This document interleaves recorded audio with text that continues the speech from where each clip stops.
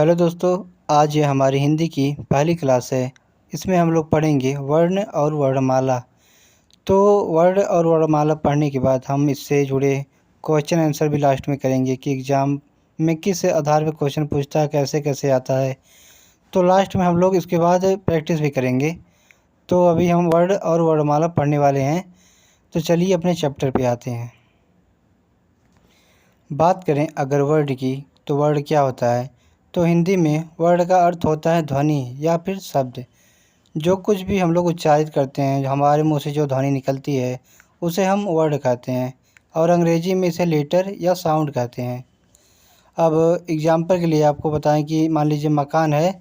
तो जैसा कि आप लोग देख सकते हैं, मकान मा प्लस आ प्लस का प्लस आ प्लस ना प्लस आ इन वर्णों से मिलकर बना है।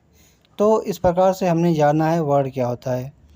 अब बात करेंगे हम लोग वर्णमाला की। बात करें अगर वर्णमाला की, तो वर्णों के क्रमबद्ध समूह को ही वर्णमाला कहते हैं।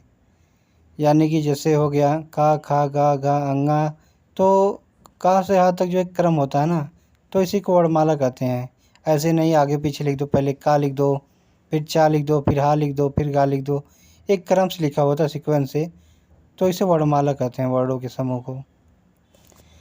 जैसा कि हम लोग जानते हैं कि हिंदी वर्णमाला में 52 वर्ण होते हैं, जिनमें 13 स्वर और 36 व्यंजन शामिल हैं।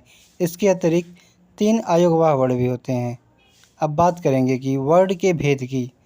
तो यह 3 प्रकार का होता है, पहला स्वर, व्यंजन और तीसरा अयोगवाह। तो हमारा अयोगवाह जो है छोटा टॉपिक है, तो पहले इसके बारे में जानेंगे। बात करें अगर अयोगवाह वर्ण की, तो अयोगवाह वर्णों का उच्चारण स्वरों और व्यंजनों के बीच की स्थिति को सुगम बनाने के लिए होता है। इसमें अंग और अ होते हैं। अब आता है हमारा स्वर वर्ण। तो जिन वर्णों को उच्चारित करते समय मुंह के अंग को स्पर्श नहीं करते हैं, यानी मुंह के अंग आपस में स्पर्श नहीं करते हैं, वह स्वर कहलाते हैं। हिंदी व्याकरण में स्वरों की संख्या जो है 11 होती है। अब बात करेंगे कि स्वर के प्रकार की। बात करें स्वर नॉर्मली तो 2 प्रकार का होता है, एक मूल स्वर, एक संयुक्त स्वर। जो मूल स्वर होते हैं वह 3 प्रकार के होते हैं, जिनमें आता है हमारा ह्रस्व स्वर्ग, दीर्घ स्वर्ग और प्लुत स्वर्ग। अब बात करें कि स्वरों का जो उच्चारण स्थान होता है, तो जो हमारा आता है आ और आ, इसका उच्चारण स्थान कंठ होता है।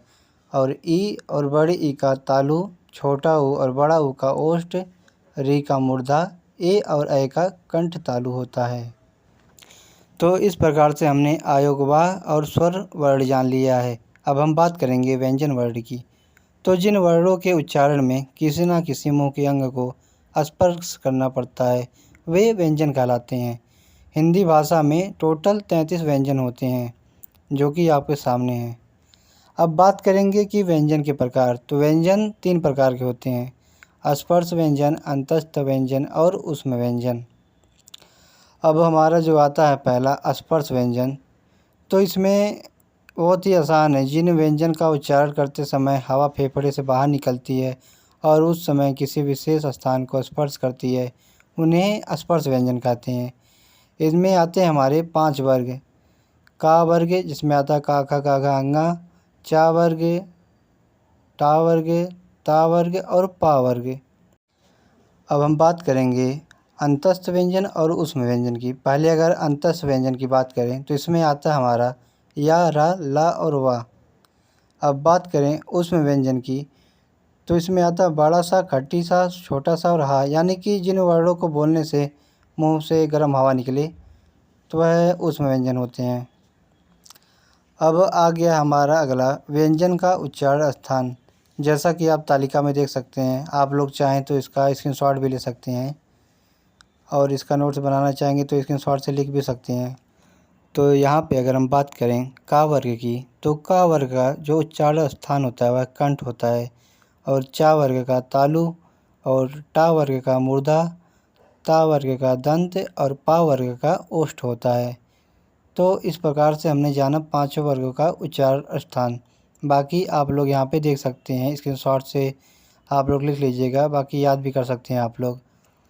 अब हमारा आता है अगला पॉइंट, अघोष और सघोष। यहाँ से भी क्वेश्चन बनते हैं, इंपॉर्टेंट है, आप लोग ध्यान देना। प्रत्येक वर्ग का पहला और दूसरा अक्षर अघोष होता है, बाकी तीसरा, चौथा और पाँचवा सघोष होता है। सघोष वे वर्ड होते हैं जिनको बोलने में घर्षण या प्रकम्पन होता है। तो इस प्रकार से हमने जाना सघोष और अघोष। अब बात करेंगे, अगला पॉइंट लास्ट पॉइंट है, यह भी इम्पॉर्टेंट है कि अल्पप्राण व महाप्राण।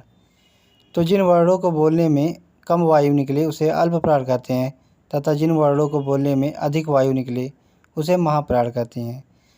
प्रत्येक वर्ग का दूसरा और चौथा वर्ण महाप्राण होता है, पहला, तीसरा और पाँचवा अल्पप्राण होता है। तो इस प्रकार से जाना हमने अल्पप्राण व महाप्राण। तो इस प्रकार से हमने जाना कि वर्ण और वर्णमाला क्या होता है। तो इस प्रकार हमारी तैयारी हो गई है। अब हम लोग देखेंगे कि एग्ज़ाम में किस तरह के क्वेश्चन पूछे जाते हैं, तो हम लोग प्रैक्टिस करेंगे। तो चलिए स्टार्ट करते हैं हम लोग अपना प्रैक्टिस। हमारा पहला क्वेश्चन है कि निम्नलिखित में से किसका उच्चारण तालु से होता है। तो इसका सही आंसर जो होगा हमारा छा होगा, क्योंकि चा वर्ग का उच्चारण स्थान तालु से होता है। अब हमारा अगला क्वेश्चन है कि अंतस्थ और ऊष्म वर्ण कितने हैं। तो जैसा कि हमने पीछे पढ़ा था कि अंतस्थ वर्ण 4 और ऊष्म वर्ण भी 4 होते हैं, यानी कि इसका सही ऑप्शन होगा 8। हमारा अगला क्वेश्चन है, इनमें से कौन सा वर्ण अघोष है। इसको आप लोगों को कमेंट बॉक्स में बताना है। तो इस प्रकार से हमारी पहली क्लास वर्ण और वर्णमाला ख़त्म हो चुकी है। आप लोग कमेंट बॉक्स में ज़रूर बताइएगा कि वीडियो कैसी लगी। अगर अच्छी लगी हो तो लाइक करें और कमेंट करें, ताकि अगली वीडियो में आप लोगों के लिए और भी एनर्जी के साथ और उत्साह के साथ लेके आऊँ। तब तक के लिए थैंक यू।